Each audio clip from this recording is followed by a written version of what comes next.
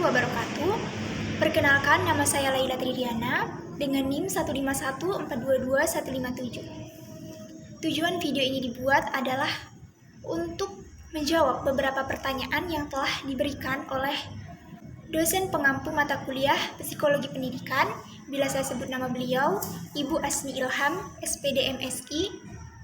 Pertanyaan pertama, sebagai seorang mahasiswa PGSD, Anda perlu mempelajari mata kuliah Psikologi Pendidikan. Menurut pendapat Anda, apa manfaat mempelajari mata kuliah tersebut? Menurut saya, manfaat mempelajari mata kuliah Psikologi Pendidikan yaitu saya mendapatkan pengetahuan dan pemahaman mengenai hal-hal yang berkaitan dengan kemampuan dalam mengontrol suasana kelas yang sesuai dengan rancangan pembelajaran. Banyak belajar tentang cara memahami perbedaan karakter siswa, cara belajar siswa, metode yang dapat digunakan dalam proses pembelajaran, kemudian pendekatan yang dapat dilakukan agar dapat mengetahui karakteristik dari masing-masing siswa. Kemudian manfaat selanjutnya yaitu dapat memahami bahwa setiap individu dilahirkan berbeda dengan keunikannya masing-masing, sehingga sebagai calon seorang guru harus memahami perbedaan siswa-siswinya mulai dari tugas perkembangannya hingga potensi yang dimilikinya, agar pembelajaran di dalam kelas bisa berjalan secara efektif dan efisien.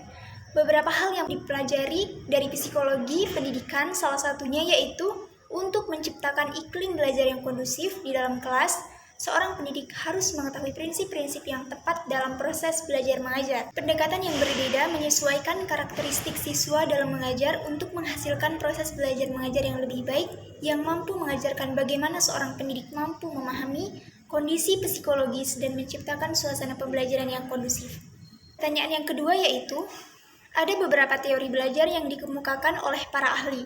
Pilih salah satu dari teori belajar tersebut dan beri alasan Anda memilih teori tersebut, kemudian dihubungkan dengan proses pembelajaran di sekolah.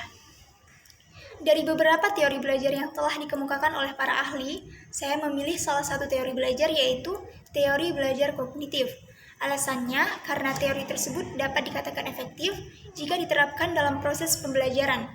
Di sini guru harus memahami bahwa siswa bukan sebagai orang dewasa yang mudah dalam proses berpikirnya, sehingga guru harus secara perlahan menyalurkan ilmu pengetahuan kepada siswa-siswinya, agar pelan-pelan dapat memahami materi yang diajarkan. Untuk anak usia prasekolah dan awal sekolah dasar dapat menggunakan bahan belajar menggunakan benda-benda konkret, karena keaktifan siswa sangat dipentingkan dalam proses belajar mengajar.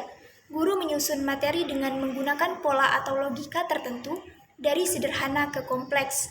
Guru menciptakan pembelajaran yang bermakna, memperhatikan perbedaan individu siswa untuk mencapai keberhasilan siswa, dengan cara melakukan pendekatan dengan siswa agar dapat mengetahui karakteristik setiap siswa. Pertanyaan selanjutnya, setiap siswa memiliki gaya belajar dan gaya berpikir yang berbeda. Jelaskan peran guru dalam menghadapi perbedaan siswa tersebut. Guru memiliki peran yang sangat penting dalam proses pembelajaran. Peran guru dalam mengatasi siswa yang memiliki gaya belajar dan gaya berpikir yang berbeda adalah guru harus memperhatikan jenis gaya belajar yang dimiliki oleh setiap siswa.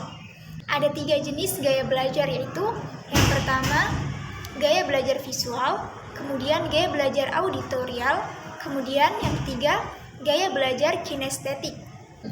Dengan mengetahui gaya belajar siswa, guru dapat membantu siswa belajar sesuai dengan gaya belajar yang dimiliki siswa, sehingga siswa dapat tumbuh dengan baik melalui pembelajaran yang sesuai dengan gaya belajarnya. Kemampuan siswa untuk memahami dan menyerap pelajaran sudah pasti berbeda tingkatannya dengan teman-teman sebayanya yang lain. Ada yang cepat, sedang, dan ada pula yang sangat lambat. Karenanya, mereka seringkali harus menempuh cara berbeda untuk bisa memahami sebuah informasi atau pelajaran yang sama.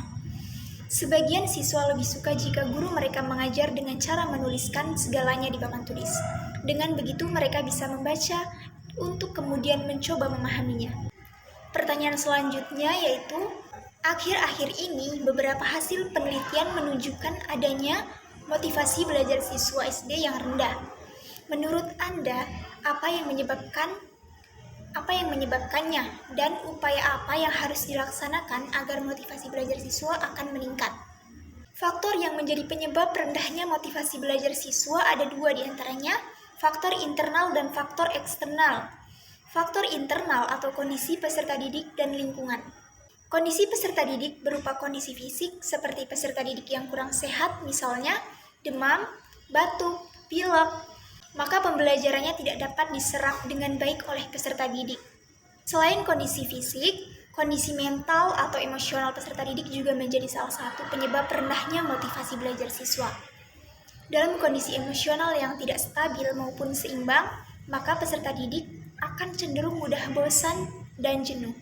Sedangkan faktor dari lingkungan dapat berupa kondisi lingkungan keluarga, di mana peserta didik merupakan korban broken home. Orang tua yang kurang memperhatikan pola belajar peserta didik di rumah dan seakan lepas tangan untuk urusan belajar dan diserahkan sepenuhnya kepada pihak sekolah.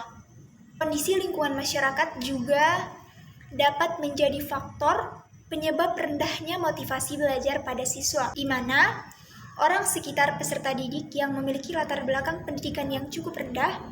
Selain itu juga, kondisi lingkungan sekolah yang juga menjadi faktor penyebab rendahnya motivasi belajar siswa, seperti kondisi ruang kelas yang kurang kondusif dan penggunaan media belajar yang minim serta segala kegiatan yang berlangsung di sekolah.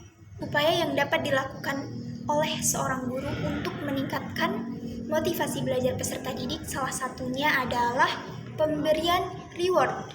Reward di sini tidak hanya berbentuk barang, namun juga dapat berupa pujian, tepuk tangan, pemberian angka-angka maupun simbol atas apa yang telah dilakukan oleh peserta didik. Salah satu simbol reward yang dapat digunakan adalah pemberian bintang prestasi. Pemberian bintang prestasi ini merupakan salah satu bentuk apresiasi guru terhadap pekerjaan, sikap, tindakan, maupun eksistensi peserta didik selama proses pembelajaran berlangsung. Kemudian, upaya selanjutnya yaitu menciptakan suasana yang nyaman dan ramah. Karena hal tersebut dapat membuat peserta didik merasa dihargai dan dapat meningkatkan partisipasi peserta didik selama pembelajaran berlangsung. Menciptakan suasana belajar yang nyaman juga mencakup cara pendidik dalam menyampaikan materi, penggunaan metode belajar yang menarik, penggunaan media belajar yang variatif. Nah, di sini penggunaan metode belajar yang menarik.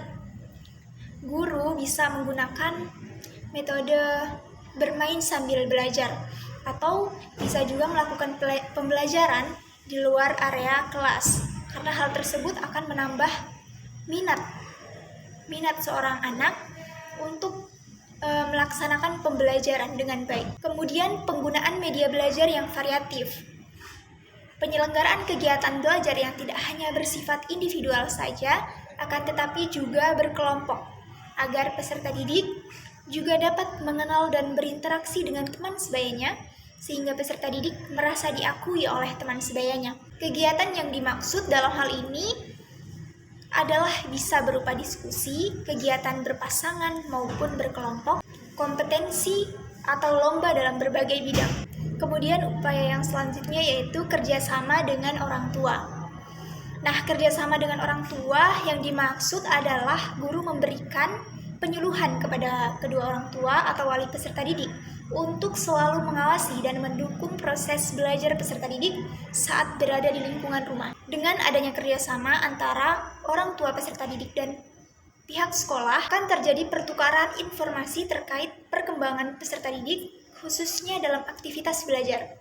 Dengan demikian, kondisi lingkungan yang diperlukan untuk menyongsong meningkatnya motivasi belajar peserta didik tidak hanya dari lingkungan sekolah saja, tetapi juga dari lingkungan keluarga. Orang tua diharapkan menjadi support system paling utama agar peserta didik semangat dan termotivasi untuk terus belajar. Dengan keluarga menjadi support system yang positif, akan tercipta kondisi lingkungan keluarga yang baik dan berdampak pada meningkatnya motivasi belajar pada setiap siswa. Dari beberapa jawaban yang telah diberikan, saya Laila Tridiana. Saya akhiri, wassalamualaikum warahmatullahi wabarakatuh.